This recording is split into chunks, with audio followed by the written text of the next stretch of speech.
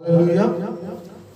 ప్రేమటి దేవుని బిడ్డలారా, ఈ యొక్క బుధవారపు ఆరాధనలో మరి పరిశుద్ధ గ్రంథమైనటి బైబిల్లో నుండి ప్రకటన గ్రంథం 2వ అధ్యాయము 10వ వచనాన్ని మనం చదువుకుందాం. ఇదిగో మీరు శోధింపబడినట్లు అపవాది మీలో కొందరిని చెరలో వేయించబోచున్నాడు.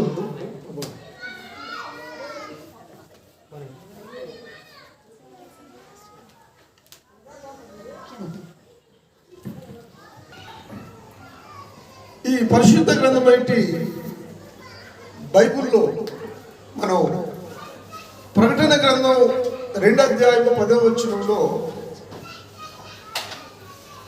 యోహాను పద్మాసు ద్వీపములో ఉండి మాట్లాడుతున్నాడు. ఇదిగో మీరు శోధింపబడినట్లు అపవాది మీలో కొందరిని చెరలో వేయించబోచున్నాడు. 10 దినములు మీకు శ్రమ కలిగింది, మరణము వరకు. చాలా ఇక్కడ ఏ కాలాన్ని గురించి మాట్లాడుతున్నాడు? ఇది ఒక ప్రవచనం అన్నాడు.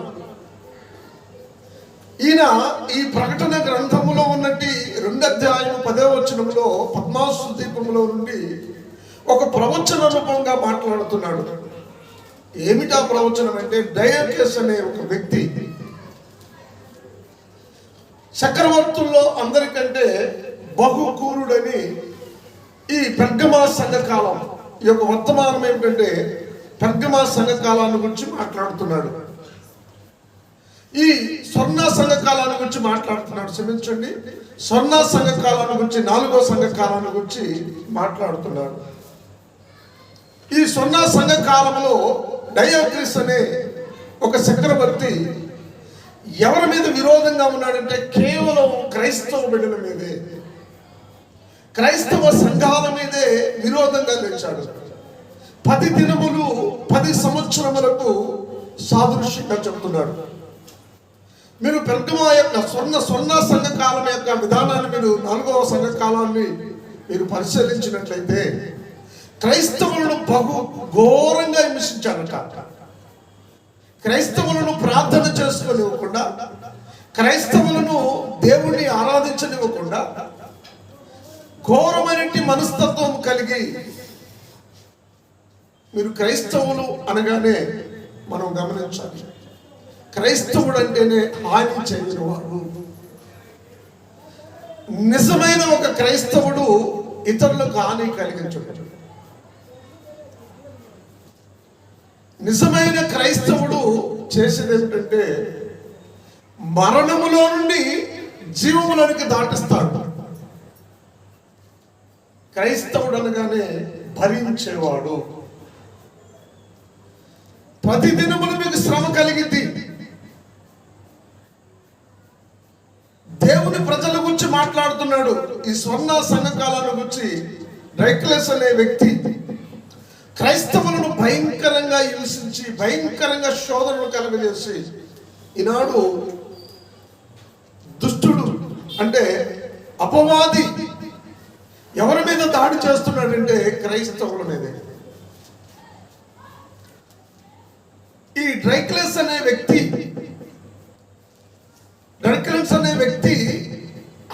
శరీరం చనిపోయింది కానీ ఆత్మ చనిపోలేదు.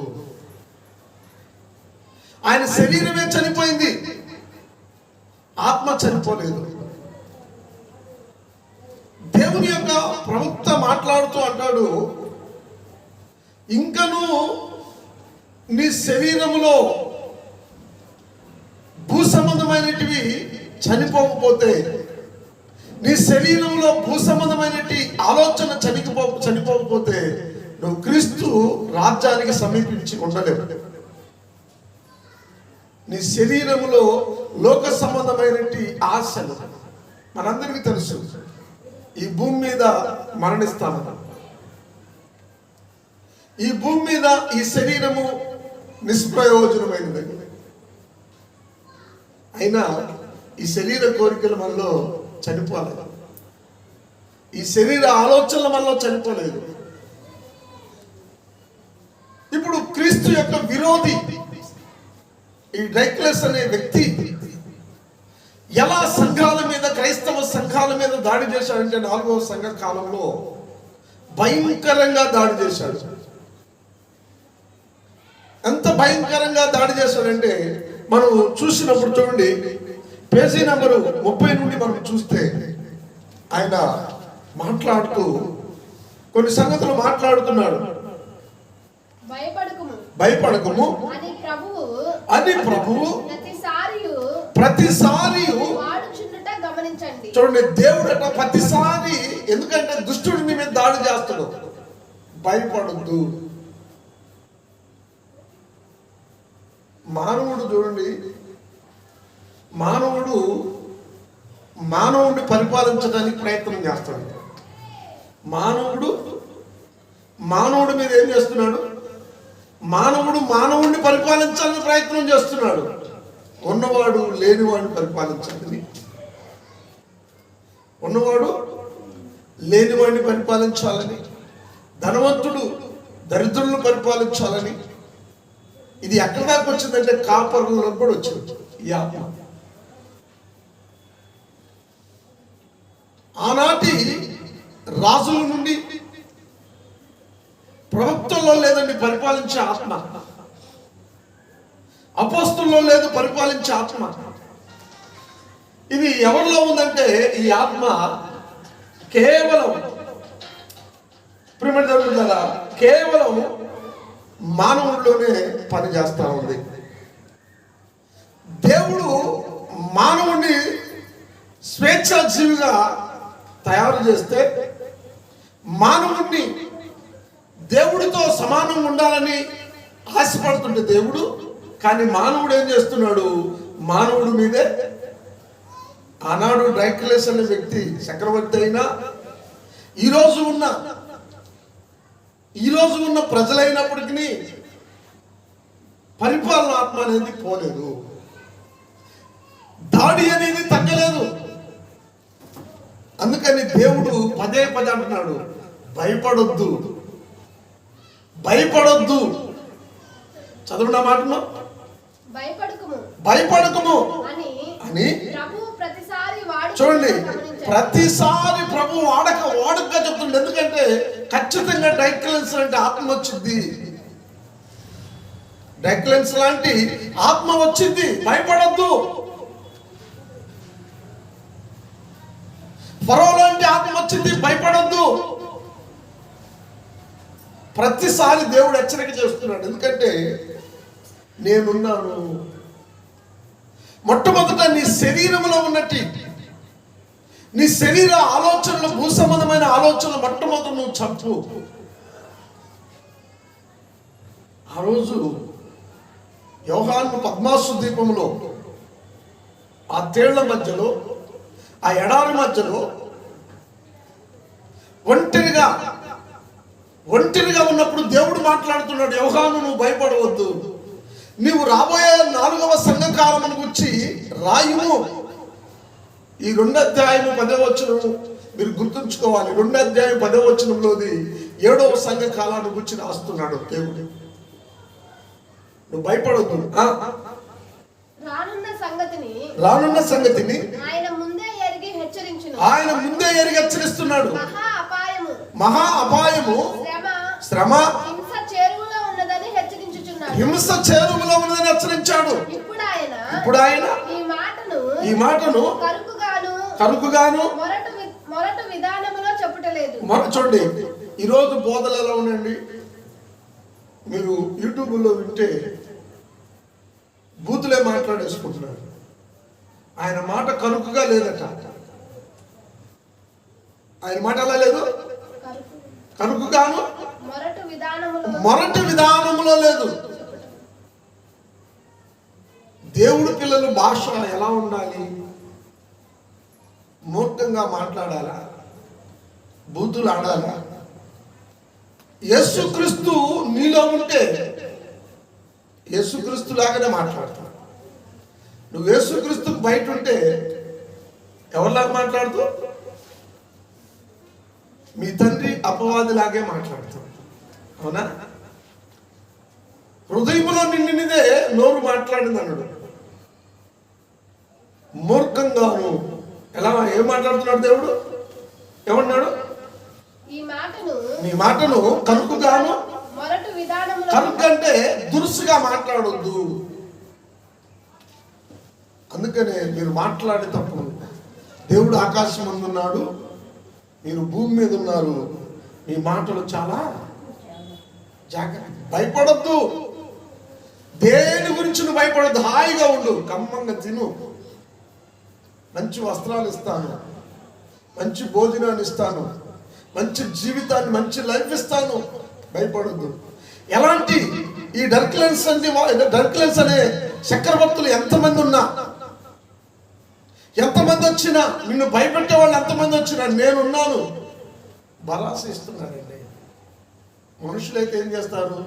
తక్కువ చేసి మాట్లాడతారు కదా, హేళన చేసి మాట్లాడతారు. యేసుప్రభు అన్నారు, వాళ్ళు కరుకుగా మాట్లాడతారు. జాగ్రత్త, నువ్వు భయపడనే భయపడవద్దు. శ్రమ వచ్చుచున్నది. అది శ్రమ ఎవరినైనా భయపెట్టింది. కానీ ఒక తల్లి తన బిడ్డతో దీపమును ఆర్పే ముందుగా ఎంత నెమ్మదిగా చెప్పునో గట్టిగా చప్పట్లు కొట్టండి. ఎంత చూడండి, తల్లి ఎలాగ చెప్తుందో అలాగ చెప్తున్నాడు అంట దేవుడు. శ్రమ వచ్చింది 10 సంవత్సరాలు. మనకు చూడండి, బాలదశలో మనకు శ్రమ ఉండదా? వృద్ధాప్య దశలో మనకు శ్రమ ఉండదు. ఎప్పుడు శ్రమ అంటే యవ్వన దశలోనే. యవ్వన దశలో అనేక కోరికలు ఉంటాయి. కొందరికి భవనాలు నిర్మించాలని, కొందరికి అధికారాలు నిలబెట్టుకోవాలని, కొందరికి నేనే గొప్పని చెప్పుకోవాలని, నేను అని పదే ఆ చక్రవర్తి తనను తాను బయలుపరుచుకున్నాడు. అందుకని దేవుడు చెబుతున్నాడు, నువ్వు భయపడవద్దు. నీది లోకం కాదు, నువ్వు ఇక్కడ నివాసం చెయ్యు. నువ్వు వెళ్ళవలసిన ప్రయాణమైన స్థలము వేరొకటి ఉంది. కరుగ్గా మాట్లాడు, కఠినంగా. దైవ సేవకులు ఇప్పుడు ఎలా ఉన్నారంటే, ఎంత కరుకైన మాటలు, దూకుడు కలిగిన మాటలు. ఒక పాపిని రక్షిస్తే ఆ పాపి ఆరంభంలో ఉన్న స్థితి నుండి పడిపోయింది. 10 సంవత్సరములు శ్రమ, 10 దినములు అనగా 10 సంవత్సరములు. 4వ సంఘకాలము, స్వర్ణ సంఘకాలాన్ని గురించి ప్రకటన గ్రంథం 2:10 దేవుడు మాట్లాడుతున్న మాట ఇది. చూడండి, మనం పరిశుద్ధ ముద్రల్లో నుండి పేర నెంబర్ 142వ పేర మనం చూస్తే 5వ ముద్ర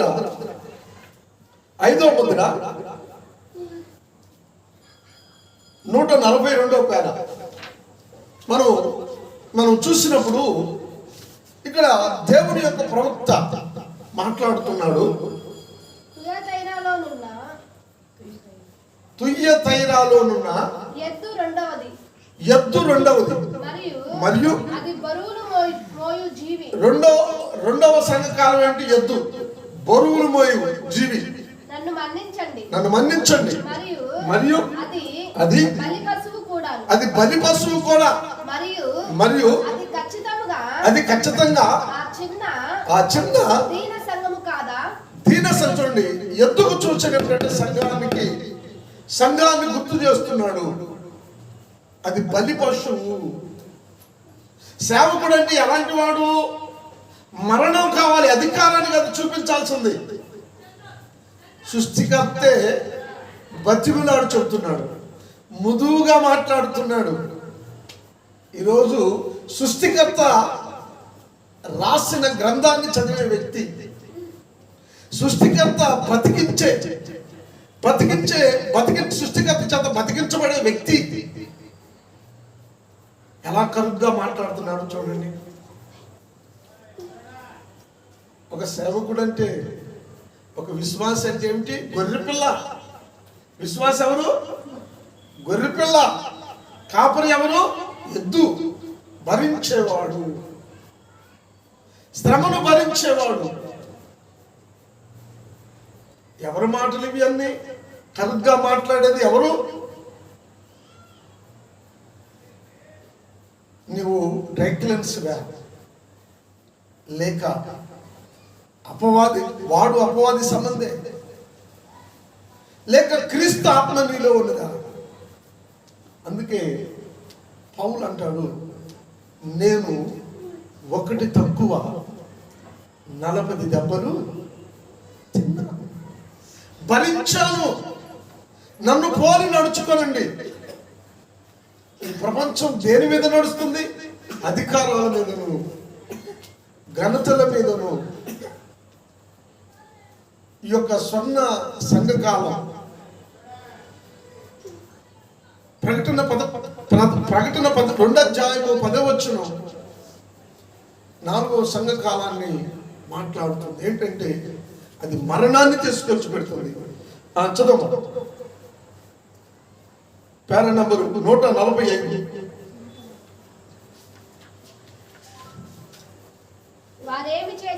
వారేమి చేసిరి? వారు మనస్సుపూర్వకంగా అక్కడికి నడిచి వెళ్ళి మరియు చనిపోయి వారు మరణించడానికి భయపడలేదు. ఏలయనగా ఆ దినముల్లో సంగమ యొక్క ఆత్మ అర్పించుకొనుటకు మరియు చూడండి, సంఘము దేనికి ఉండాలి? అసలు అర్పించుకోవడానికి ఉండాలి సంఘం, అధికారాలు చేయడానికి కాదు. దేవుని ప్రవక్త ఉన్నాడు, ఆనాడు ఉన్నట్టు పరిశుద్ధాత్మ సంఘం దేనికి ఉంది? కేవలం వాళ్ళంతా వాళ్ళు వెళ్ళారంట. ఎక్కడికి? అర్పించుకోవడానికి. సంఘం మీద ఉండాల్సింది ఏ ఆత్మ అండి? ఈరోజు చూడండి, ఒక బిలీవర్ని చూడండి, వర్తమానంలో ఒక కాపర్ని చూడండి, ఏం చేయాలంటే అర్పించుకోవాలి. చదవండి ఆ మాటను మరలా. వారేం చేశారు? వారు మనస్పూర్వకంగా అక్కడికి నడిచి వెళ్ళి మరియు చనిపోయి వారు మరణించడానికి భయపడలేదు. ఏలయనగా ఆ దినములలో సంఘము యొక్క ఆత్మ అర్పించుకొనుటకు మరియు దేవుని ఆత్మ ఎందుకుందంటే సంఘంలో అర్పించుకోవడానికి, శ్రమలు అనుభవించడానికి. అందుకే భయపడద్దు. నేను ఏ విధంగా అయితే ఆ శ్రమంలో నుండి వెళ్ళిపోయాను, నేను ఏ విధంగా అయితే ఒత్తిడిలో నుండి వెళ్ళిపోయాను, ఆ ఆత్మ అంట సంఘములో నిజంగా దేవుని ఆత్మ ఉంటే సమర్పించుకుంటుంది, అర్పించుకుంటుంది. రూడుగా మాట్లాడు. క్రైస్తవుడిని హింసించదండి. ఈరోజు క్రైస్తవుడి మీద క్రైస్తవుడే దాడి చేస్తున్నాడు. బైబిల్లో ఎలా ఉన్నదంటే దాడి చేస్తున్నాడు. అది అర్పించుకునేది సంఘములో ఉన్న దేవుని ఆత్మ. సంఘములో ఉన్న దేవుని ఆత్మ దేవుని కొరకు బలి కావటానికి అది ఇష్టపడాలి. చక్రవర్తుల్లో అన్ని చక్రవర్తుల కంటే అందరికంటే డెక్లెన్స్ అనే ఇతను క్రూరుడు, సంఘాన్ని విమర్శించిన వాడు, క్రైస్తవులను హింసకు గురి చేసిన వాడు. ఈ 5వ ముద్రలో అన్నాడు, దేవుని ఆత్మ, సంఘములో ఉన్న దేవుని ఆత్మ ఏం చేస్తుందంటే అర్పించుకుంటుంది. సంఘము కొరకు తనను తాను అప్పగించుకుంటుంది, సంఘము కొరకు తనను తాను మరణమైంది. దానికి భూమి మీద ఆశ లేదు. బ్రతుకుటైతే క్రీస్తు, సావైతే మేలు. ఏం కావాలి? ఏ ఆత్మతో నడిపించబడాలి నువ్వు? మీరు చాలా మందిని చూడండి, వాళ్ళు పని చేయించుకోవడానికి ఇష్టపడతారు కానీ పని చేయరు. అందుకే సుబ్రహ్మణ్యుడు, నేను పరిచర్య చేయడానికి వచ్చాను తప్ప చేయించుకోవడానికి రాలేదు. దేవుడు మీరు ఒకరినొకరు గనపరచుకోమంటే మానవుడు ఏం చేస్తున్నాడు? ఒకరి మీద ఒకరు అధికారాలను. అందుకే దేవుని ప్రవక్త అంటాడు, ఏ వ్యక్తిలో అయితే అధికారం ఉన్నదో ఆ వ్యక్తి మీద నుండి దేవుని ఆత్మ పక్కకి వెళ్ళిపోతాడు. ఏ వ్యక్తి అయితే డాంబికాన్ని చూపిస్తాడో ఆ వ్యక్తి కొన్ని లక్షల మైళ్ళు దూరం వెళ్ళిపోతాడంట దేవుడికి. దేవుని బిడ్డలారా, దేవుని ఆత్మ ఏం చేసిందంటే అర్పించుకుంటుంది. అదొక ఎద్దు, అదొక బలి పశువు. అందుకే ఇస్సాకు బలవటానికి కూడా లెక్క చేయలేదు. దేవుని కొరకు దేవుని పిల్లలు బలవుతారు. దేవుని పిల్లలు దేవుని కొరకు మాటలు పడతారు. ఈరోజు ఉన్నారండి, బైబిల్ మోసుకొని సంఘానికి మనం వెళ్తాం తప్ప చిన్న శోధన వచ్చినా, మనకి ఏదైనా గుర్తు వచ్చినా బతకాలనిపించదు. నాకు దేవుడు ఉన్నాడే, నాకు దేవుడు చెప్తున్నాడే భయపడొద్దని, దేవుడు చెప్తున్నాడే నాకు తోడుంటానని, దేవుడు ఆత్మ నాలో ఉంటే నేను ఇంకొక దాని గురించి నాకు ఏ ఆశలు ఉండవు.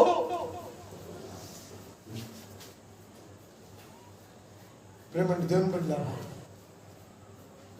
దేవుని యొక్క ఆత్మ అర్పించుకునేది, దేవుని యొక్క ఆత్మ అర్పించుకునేది. అందుకంటాడు ప్రకటన గ్రంథంలో 2వ అధ్యాయం 7వ వచనంలో, ఈ ప్రకటన గ్రంథం 2వ అధ్యాయం 7వ వచనంలో, చెవిగలవాడు ఆత్మ సంగములతో చెప్పుచున్న మాట వినుగాక.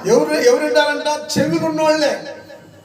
చెవిగలవాడు ఆత్మ సంగముతో చెప్తున్న మాటలు చూడండి. ఆత్మ సంగముతో చెప్తుంది ఏమని? జాగ్రత్త. దేవుని ఆత్మ సంగములో ఉండేది దేనికంటే అది అర్పించుకోవటానికి.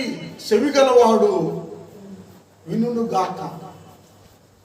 దేవుని ఆత్మ సంగములతో చెప్పేది ఏమనగా, చెవిగలవాడు ఈ మాటలు వినాలి. నిన్ను రెచ్చగొడతాడు, నీకేం జరగదంటాడు, నీకేమైందిలే, నీకేముంది, నీకేం చేశాడు దేవుడు అంటాడు. దేవుడు నీకేం సహాయం చేశాడు? దేవుడు నీకు అంత నష్టమే చేశాడు. చూడు పక్కన చూడు ఎట్ట చేసిండో. ప్రభువా నువ్వు ఎట్ట చేస్తే నేను అట్టుంటానని అనే ఆత్మ నీకు కావాలి. నువ్వు ఎలా ఉండమంటావో నన్ను అలా ఉంటా ప్రభువా.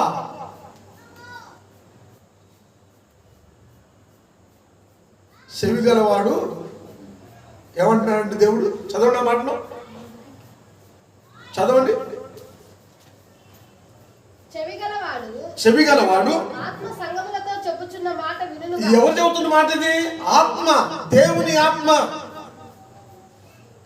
దేవుని ఆత్మ సంగములతో చెప్తా ఉన్నది.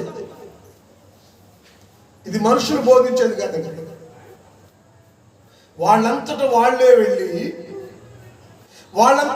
వెళ్ళి రెండో సంఘ కాలంలో ఉన్నట్టు భక్తులు, రెండో సంఘ కాలంలో దేవుని నమ్మిన ప్రజలు ఎలా ఉన్నారంటే వాళ్ళంతటా వాళ్ళే. రెండో సంఘ కాలమే కాదు, మూడో సంఘ కాలం అలాగనే చేసింది, నాలుగో సంఘ కాలంలో కూడా అలాగనే జీవించారు. మనం ఏం చెప్తామంటే బాప్టిజం పొందేటప్పుడు దేవుని కొరకు నేను నా జీవితాన్ని శ్రమ వచ్చిన, బంధువులు దూరం చేసిన,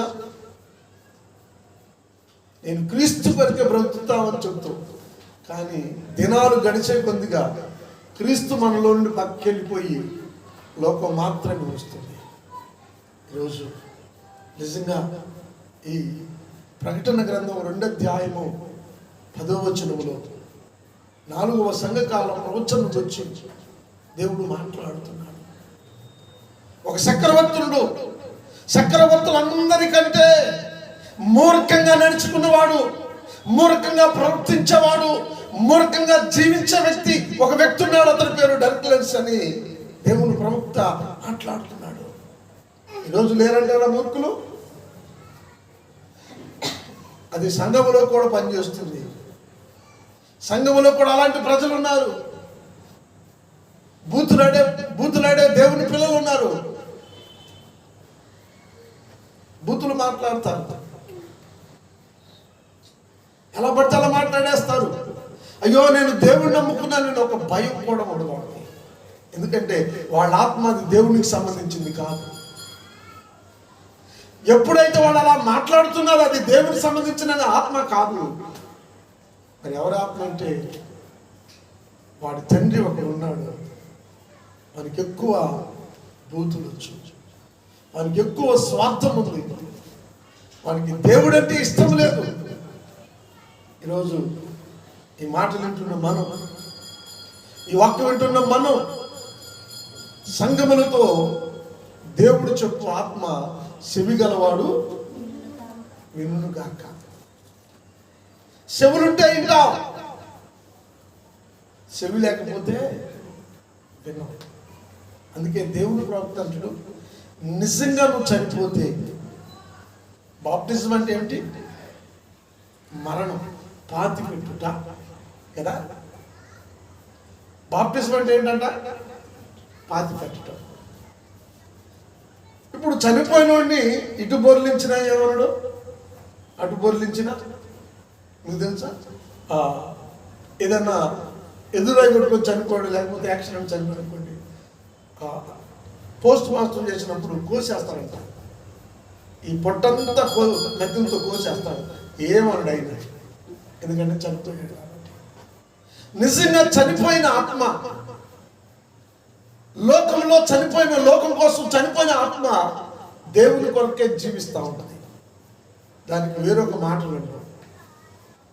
చనిపోలేదనుకోండి, ఇక ఎన్నెన్నో కోరికలు ఉంటాయి, లేనివి కావాలని ఆశ ఉంటాయి.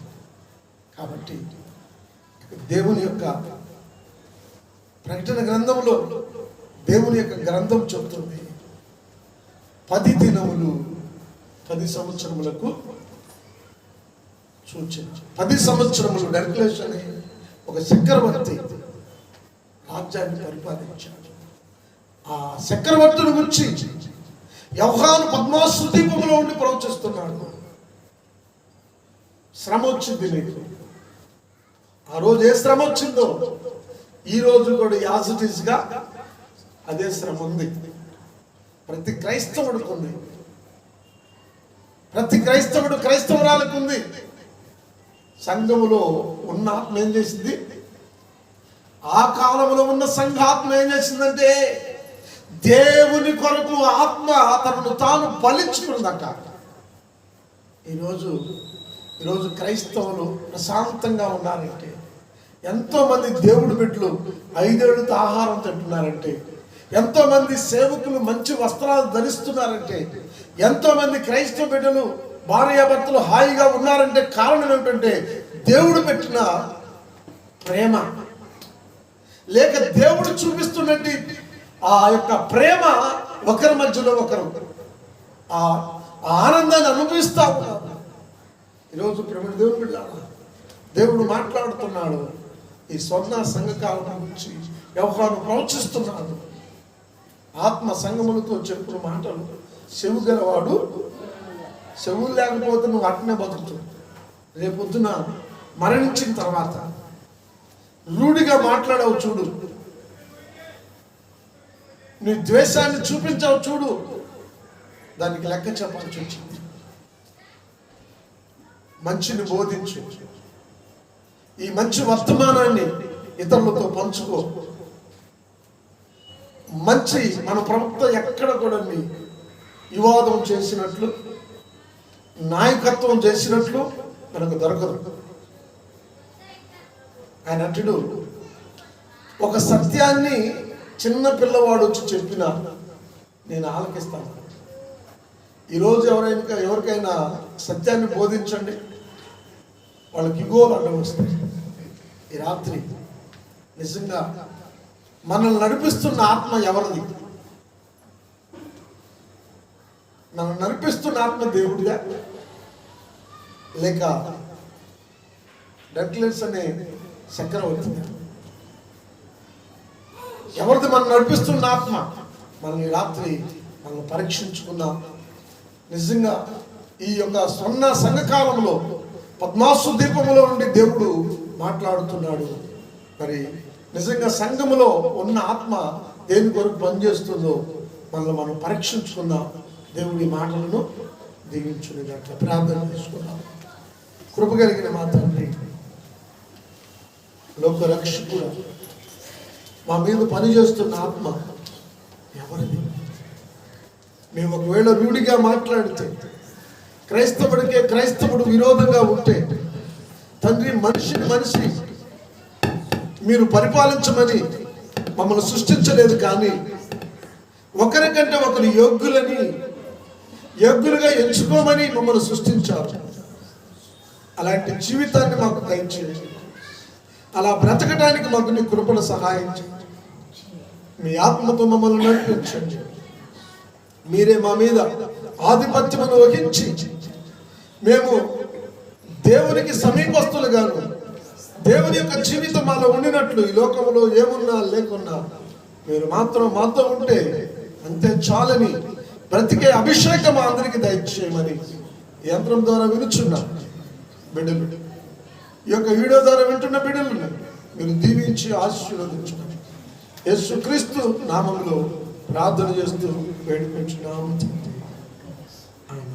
God bless you.